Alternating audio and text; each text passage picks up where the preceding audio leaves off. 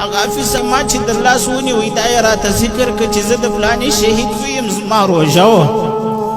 نو ځکه مې دا وغوښته چې مور دلته راواستولم چې روژه مات ستاسو سره وکړم تاسو هېچا راته ست نه وکړه نو زه اوس کور ته روان یم مور ته وایم چې ما ته څه راکړه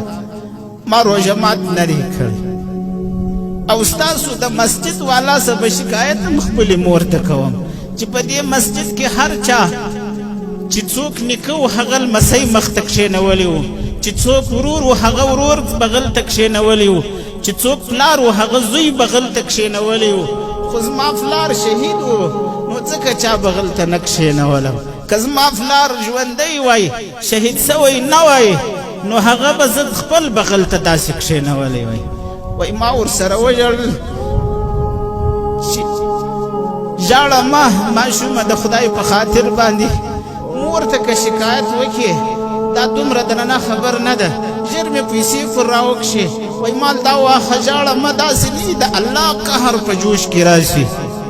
که دې د حشرګاه پر میدان و الله تعالی ته زموږ څه شکایت وکړي بیا به موږ څه کوو ګورئ هدایات ساتي داسې خلک دي هغه داسې ماشومان شاته پاته سوه داسې کورنۍ شاته پاته سوې د دې په سر که ما و تا لاس تیر نه کوي ما و تا یې تربیه ونه کړه دا به د اشرګاه پر میدان باندې زما و ستا د الله ته شکایت کوي د دې یتیمانو سره ښه سلوک وکړئ د دې کونډیانو سره ښه سلوک وکړئ د دې برو مندو سره ښه سلوک وکړئ د الله په خاطر باندې په سر باندې ورته پوړونی واچوئ خو شهیدانو ته وایم د شهیدانو کورنۍ ته وایم حضرت عمر فاروق رضی الله عنه عیدګاه ته روان دی وړوکی ماشوم بچی ورسره روان دی کالي څیري دي اختر ورځ ده حضرت امیر المؤمنین چې ولي د نور خلکو بچانو ښایسته ښایسته کالي اغوستي دي د ده زوی څیرې کالي اغوستي دي غیږ کې راټینګ کړي وایي بچی زړه خو به نه یې درته لږ چې تا داسې کالي اغوستي دي څیرې دي د نورو خلکو بچانو ښه کالي اغوستي دي هغه ماشوم ډېر ځیرک و د امیر المؤمنین زوی و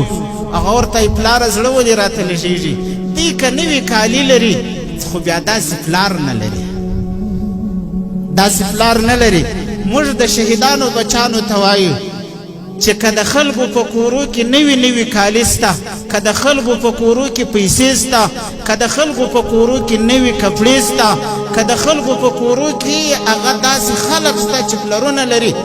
خو داسې پلار بیا هم هر سړی نه لري چې د الله پر دین دی